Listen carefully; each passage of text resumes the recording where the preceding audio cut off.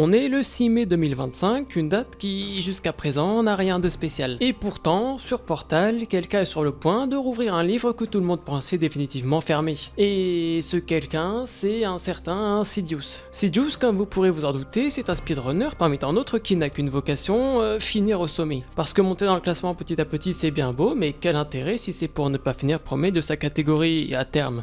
Et puis tant qu'à finir premier de sa catégorie, pourquoi ne pas finir premier dans toutes les catégories. Et c'est pour cette raison qu'en ce milieu d'année 2025, tous les yeux se sont tournés vers ce joueur, retournant leur souffle à chaque seconde passée, ces dernières étant d'une importance capitale pour permettre à Sidious de marquer l'histoire de Portal et ainsi de rejoindre l'élite, ce cercle très fermé dont les joueurs se comptent sur le doigt d'une main, ceux capables de détenir simultanément les 5 records du monde.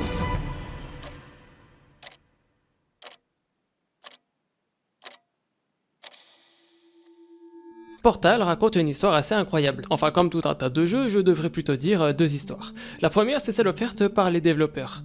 Dans Portal, c'est pas bien compliqué. On incarne Shell, une jeune femme au passé assez flou, dont le but est de s'affranchir de GLaDOS, l'antagoniste principal du jeu. Cette dernière est en réalité une intelligence artificielle créée par Aperture Science, une entreprise de recherche au passé tout aussi évasif que celui de Shell.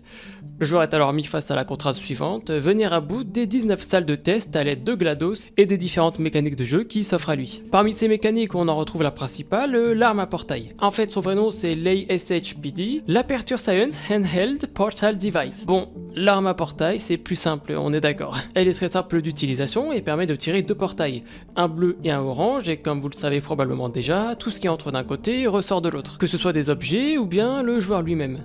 Mais ces portails ne sont pas régis par n'importe quelle loi physique. L'une des plus importantes aujourd'hui sera la suivante, celle de la conservation de la vitesse du joueur ou de l'objet au moment où ce dernier franchit le portail. Pour la faire courte, si le joueur franchit un portail A à une vitesse donnée, il conservera ses mêmes propriétés en sortant du portail B, avant d'être soumis comme tout un chacun aux lois physiques élémentaires telles que la gravité. Hormis ça, on trouve au cœur du jeu divers cubes, servant principalement à surélever le joueur en vue d'atteindre d'autres endroits inatteignables, ou encore à activer de gros boutons rouges en vue d'ouvrir une ou plusieurs portes. Certains vous serviront même à vous protéger. D'autres, comme la salle 8, ont pour but de vous faire utiliser vos portails de manière un peu plus poussée. Ici, voilà comment ça se passe. Vous avez un orbe qui se balade de manière linéaire et un réceptacle, lequel est censé s'activer au moment de la réception du dit orbe. Le tout accompagné de deux plateformes surplombant un liquide dans lequel il vaut mieux ne pas tomber. Du coup, il suffit simplement de faire voyager l'orbe jusqu'au réceptacle. Ce dernier permet alors d'enclencher le mouvement de la deuxième plateforme. Il ne vous reste plus qu'à voyager en deux temps pour atteindre la plateforme et de surcroît la fin du niveau. En gros, pour aller à l'essentiel, vous avez deux portails et parfois quelques objets à disposition, et pour le reste, il s'agira de mettre votre matière grise à l'épreuve en mélangeant un petit peu tout ce que l'on vient de voir. D'ailleurs, je vous avais dit que le jeu racontait un peu plus qu'une histoire.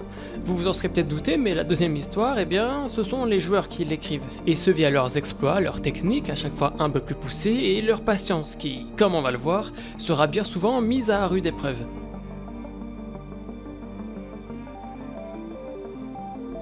Portal, c'est un jeu parfait pour le speedrun, et ce pour plusieurs raisons. La première, c'est que c'est un jeu assez court. En y jouant pour la première fois, vous devriez revenir à bout en 3 ou 4 heures. Et à force d'en relancer des runs, ces dernières passent très rapidement en dessous de l'heure, voire de la dizaine de minutes, pour celles et ceux qui osent pousser le vice à son paroxysme. Ce qui rend Portal d'autant plus palpitant au niveau speedrun, c'est la quasi-absence de la variable aléatoire. Ici, c'est pas comme sur Minecraft où le joueur sera dépendant de l'apparition de X structures à plus ou moins de X blocs du joueur. Ici, les 19 salles sont toujours les mêmes au pixel près, les objets sont placés aux mêmes endroits au pixel près, et ainsi de suite. Ce qui fait que pour être le meilleur, il n'y a pas vraiment de secret.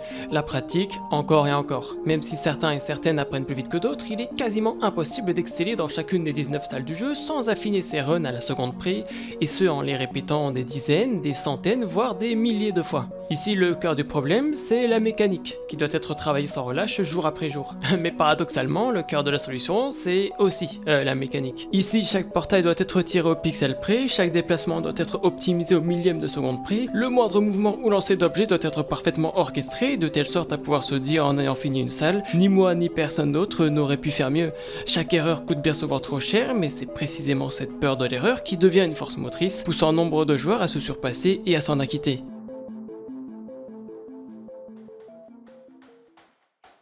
On a parlé au début de la vidéo de la détention des 5 records du monde en simultané. Et ces fameux records, ils correspondent simplement aux 5 catégories de speedrun de Portal pour lesquelles les joueurs peuvent concourir. La première, c'est la glitchless, littéralement sans glitch. Comme son nom l'indique, la quelconque utilisation de glitch, quel qu'il soit, entraînera l'invalidation de la run. Et c'est également la catégorie que l'on pourrait qualifier comme étant la plus pure. En gros, c'est la catégorie qui poussera les joueurs à jouer de la manière la plus proche de celle prévue par les développeurs. Ensuite, on a les deux catégories inbound. La première permet aux joueurs d'utiliser n'importe quel glitch dont il aura l'utilité, y compris les safe glitch. Et la deuxième catégorie inbound, donc appelée la NoSLA, a exactement les mêmes règles que celles énumérées précédemment, à l'exception des fameux save glitch dont je viens tout juste de vous parler. Ah, vous vous demandez peut-être ce que c'est qu'un save glitch. Eh bah laissez-moi vous expliquer. Le save glitch, en gros, ça consiste assez simplement à sauvegarder son jeu, à recharger la disque sauvegarde quasi instantanément, faisant ainsi opérer la magie. La magie, pour être bref, c'est un jeu qui s'en mêle les pinceaux, puisque ce dernier oublie de réinitialiser certaines variables comme la physique, la vitesse et la position du joueur. En gros, ce qu'il faut retenir du save glitch, c'est qu'il permet notamment de passer à travers les murs et donc de soustraire à sa run de très précieuses secondes. On a également une autre catégorie appelée l'Inbound Legacy, qui est en gros l'équivalent de la catégorie Inbound, mais au sein de laquelle le Volt Speed n'est pas autorisé. Ah oui, le Volt Speed, j'allais y venir. En fait, au tout début du jeu, le joueur apparaît entre 4 murs de verre, et le seul moyen d'en sortir est d'attendre l'apparition du portail prévu par le jeu, ce dernier ayant pour but d'enseigner aux joueurs les différentes mécaniques par la suite. Sauf que ce portail, il est très long à apparaître. Même si c'est moins d'une minute et que ça n'a l'air de rien comme ça, il faut savoir que pour un speedrunner digne de ce nom, une minute c'est en réalité très long. Sauf qu'un beau jour, une méthode a finalement été trouvée pour sortir du caisson, et ce pas de la manière dont le voulait le jeu. Encore une fois, et sans trop rentrer dans les détails, et via l'utilisation d'un save glitch et de la petite radio située dans le coin, les joueurs parvinrent à s'affranchir de cet obstacle colossal, faisant ainsi gagner presque une minute sur les runs que les joueurs tenteront dès lors. D'ailleurs, vous ne devinerez jamais qui était à l'origine de la découverte de ce fameux Volt Speed. Bon, ok, vous aurez peut-être deviné, c'est notre bon vieux Sidious. Voilà, ce que je viens de vous décrire, c'est exactement ce que vous ne devez pas faire si vous voulez que votre run soit validé dans la catégorie Inbound Legacy. Ce qu'il faut retenir, c'est que cette dernière est considérée comme la moins importante des 5 catégories, et qu'elle est assez souvent délaissée par les joueurs. Mais de toute façon, aujourd'hui, ça n'aura guère d'importance. Et tout ça nous mène à la dernière catégorie, qui se nomme Out of Bounds, traduite littéralement hors limite. C'est celle qui vous autorise à sortir du niveau. Voilà, la Out of Bounds, que j'appellerai OOB tout au long de cette vidéo pour des raisons évidentes, ça ressemble à ça. On est plongé et retranché en dehors des limites du jeu, au cœur d'un noir qui ne contraste que trop bien avec la blancheur grisée des murs qui composent les différents niveaux du jeu. Et ça a un petit quelque chose de presque terrifiant. Un vide abyssal s'offrant aux joueurs, en dehors des quelques petits niveaux se battant en duel au cœur de cette immensité. La OOB, c'est aussi et surtout un gameplay qui ne ressemble pas tant à un gameplay que ça. Sans surprise, c'est la catégorie qui se rapproche le moins du gameplay imaginé par les développeurs. Et on peut assez aisément comprendre pourquoi. Et si vous arrivez à obtenir à la sueur de votre front le record du monde pour les 5 catégories citées précédemment, et ce simultanément, ça porte un nom et ça s'appelle un sweep. Un sweep, comment dire, c'est d'une difficulté inouïe et tellement intense. Pour la simple et bonne raison que vous devez être au plus proche de la perfection à chaque instant, et ce pour les 5 catégories différentes, là où d'autres n'osent même pas imaginer un seul instant tenter quelque chose d'aussi absurde. En théorie et pour un jeu comme Portal, chacun se contente de choisir sa catégorie, et de se spécialiser dans cette dernière. Parce que n'obtenir ne serait-ce qu'un record du monde, c'est déjà hors du commun. À titre de comparaison, c'est un petit peu comme si on demandait à un athlète d'être aussi performant au 100 mètres qu'à un marathon. Et je pense qu'on est tous d'accord pour dire qu'il y a un sacré écart entre le sprint et la course à endurance. Bon. Sur Portal, c'est grossièrement la même chose, parce que demander à un joueur de dominer simultanément la catégorie OOB et la glitchless, c'en est presque ridicule tant ces deux catégories sont radicalement différentes. Tout ça pour vous dire que, pendant que vous tenterez de lutter pour conserver votre record dans une des catégories, au sein des 4 autres se trouvent des dizaines de joueurs et de joueuses qui ont fait de cette catégorie leur catégorie. Et si par miracle vous arrivez à vous emparer d'un deuxième record et que vous vous attaquez à l'une des autres catégories, rien ne garantit que vous en obteniez un troisième avant de perdre l'un de vos records précédents, voire pire, vos 2 records précédents. Voilà, ça c'est la difficulté d'un sweep. Et je me dis parfois qu'il faut avoir les yeux plus gros que le ventre pour tenter ce genre de choses. Mais bon, ça n'empêche pas certains d'essayer, et comme on dit, qui ne tente rien n'a rien.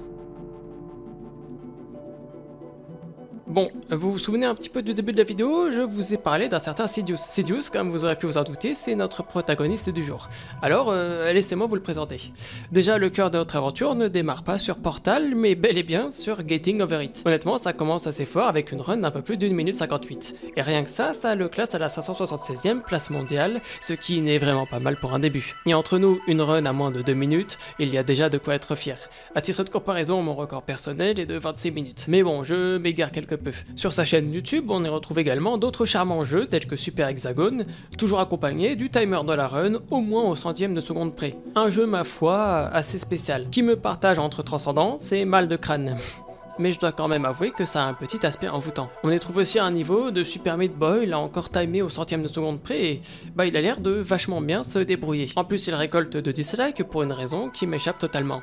Mais bref, on l'a compris, depuis plus de 6 ans déjà, Sidious baigne dans cet univers un peu plus que nous autres.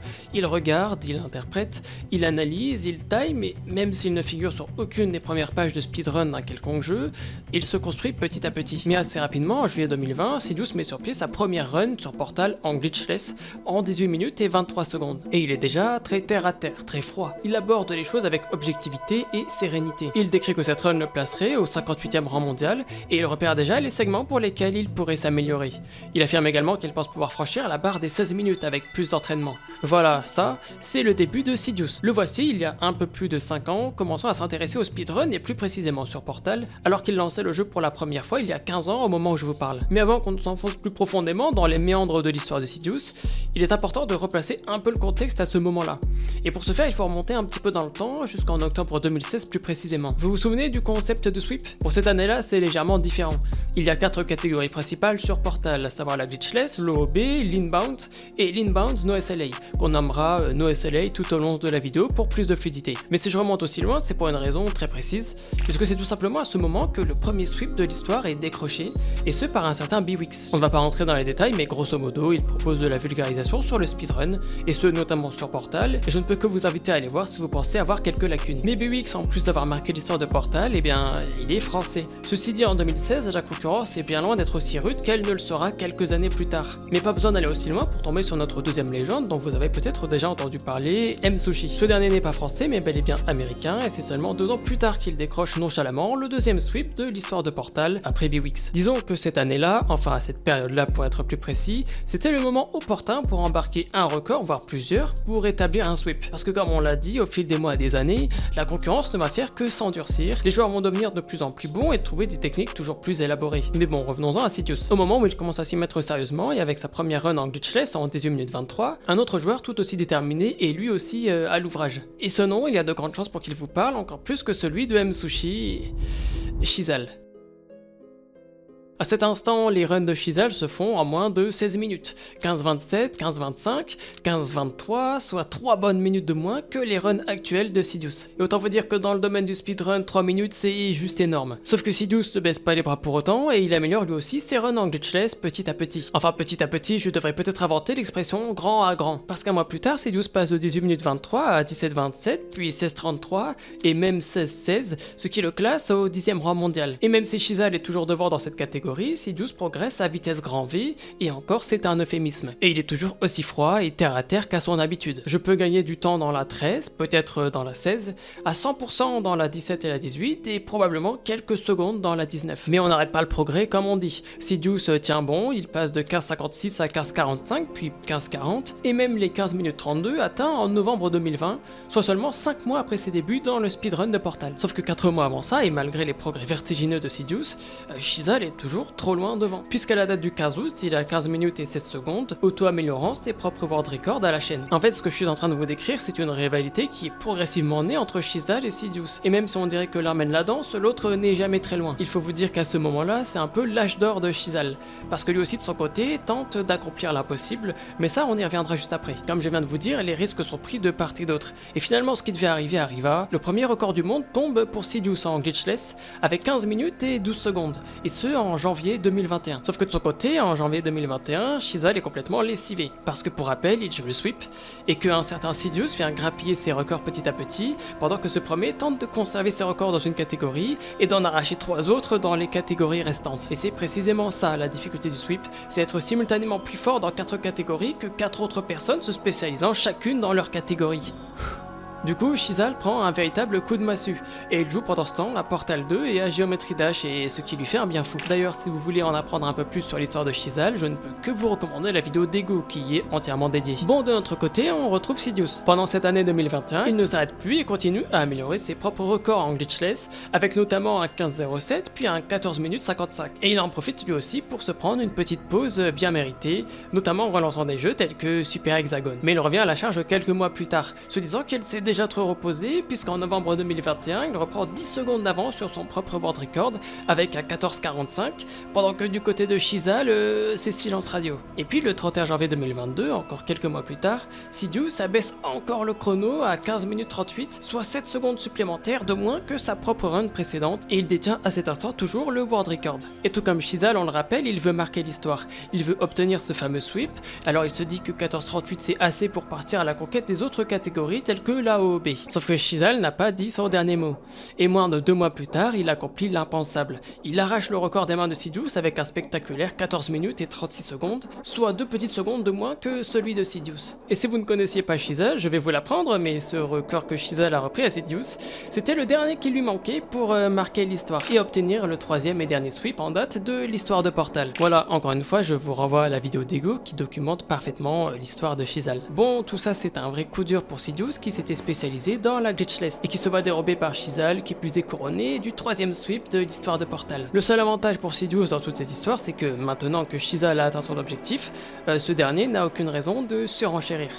Il n'a aucune raison de surenchérir, pas vrai ? Non, blague à part, Chizal va se calmer. Il va se prendre un repos bien mérité après des mois et des mois d'acharnement et il peut à juste titre tirer sa révérence. Du coup, désormais, c'est champ libre pour Sidious. Et celui-ci ne va pas perdre une seule seconde. 4 mois plus tard, et après avoir traîné différentes salles au cas par cas en OOB, il revient à la charge en glitchless et s'empare du world record à nouveau en 14 minutes et 31 secondes. Et tant qu'à se mettre à l'OOB, pourquoi ne pas se mettre à l'inbound? Parce que si depuis tout à l'heure on ne parle quasiment que de la glitchless, le jeu comporte également 4 autres catégories, ne l'oublions pas. Pour ne pas perdre la main et au cas où quelqu'un viendrait le dépasser, il continue toutefois à traîner la glitchless, auto-améliorant une fois de plus son propre world record, passant de 14 minutes, 31 secondes et 845 millièmes à 14 minutes, 31 secondes et 770 millièmes.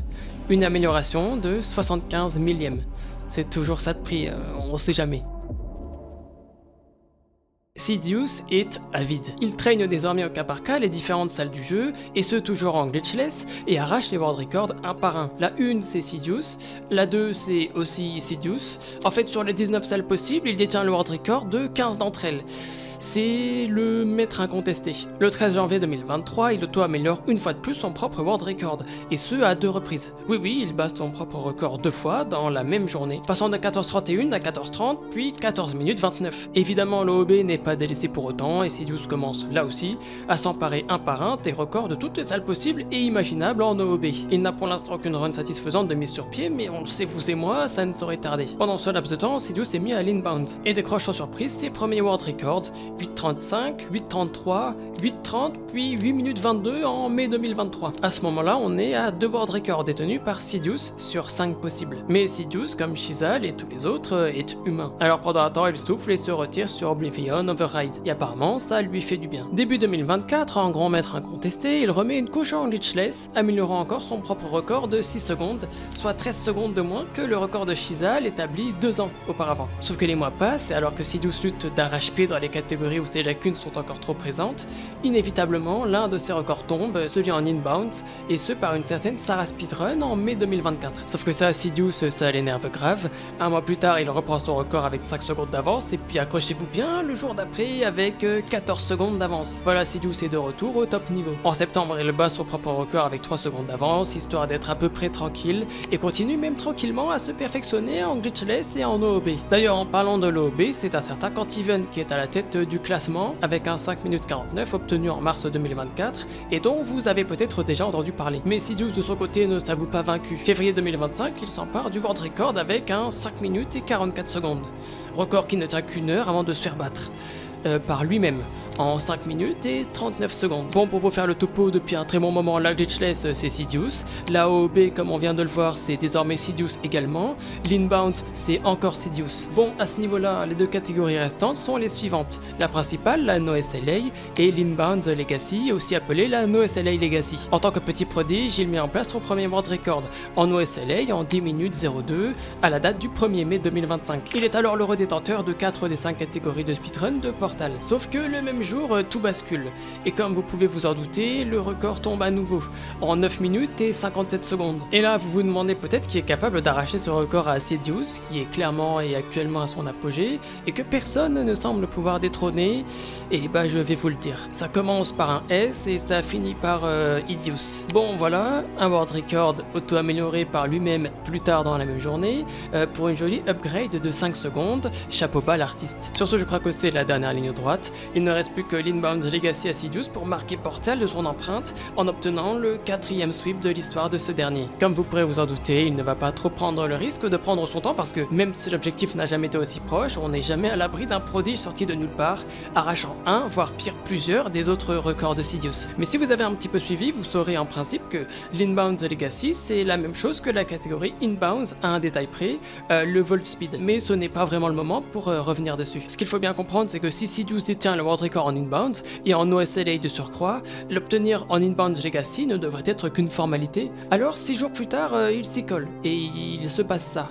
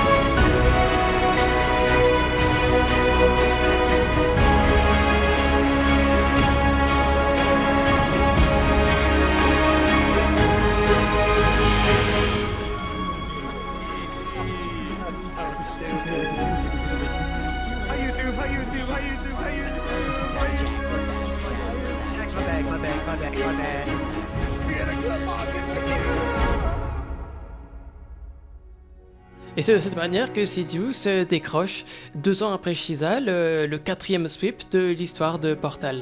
Alors, je sais pas, GG pour avoir écrit une nouvelle page de l'histoire. En fait, ce que je viens de vous montrer, c'est la 2e run du jour au sein de laquelle il bat le world record. Oui, il a battu 2 fois le world record et ça en un seul jour, mais ça vous devriez commencer à en avoir l'habitude. Pourtant, ce jour-là, Sidious est dans une détente assez totale, et ses réactions se résument à un sourire, il se contient. Il se contient pour quelqu'un qui va d'accomplir quelque chose de si formidable. Même si, comme on l'avait un peu plus tôt, il ne s'agissait que d'une formalité. Il se contient bien plus que Shizal, 2 ans auparavant, qui se lève de sa chaise et semble être totalement exténué mentalement. Oh.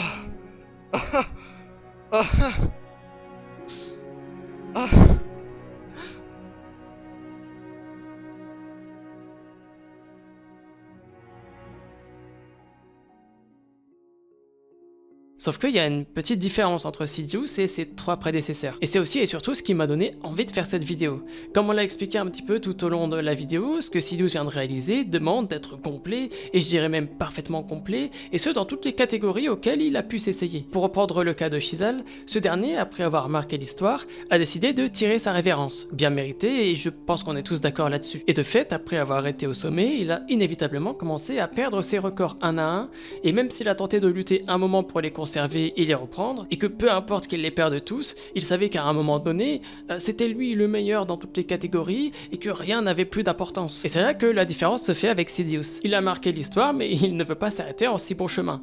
Parce que quitte à avoir été le meilleur speedrunner de l'histoire de Portal à un moment donné, pourquoi ne pas être le premier à continuer à détenir ces 10 records, et ce, de manière perpétuelle? Pourquoi ne pas arracher à nouveau la première place chaque fois que l'un de ces records du monde est battu?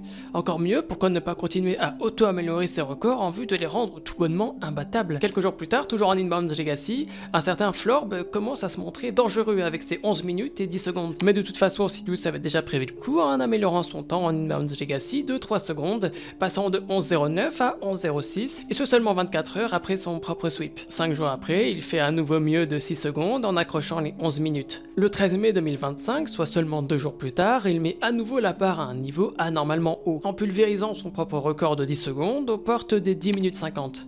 Ça, au moment où je vous parle, c'était il y a 8 mois.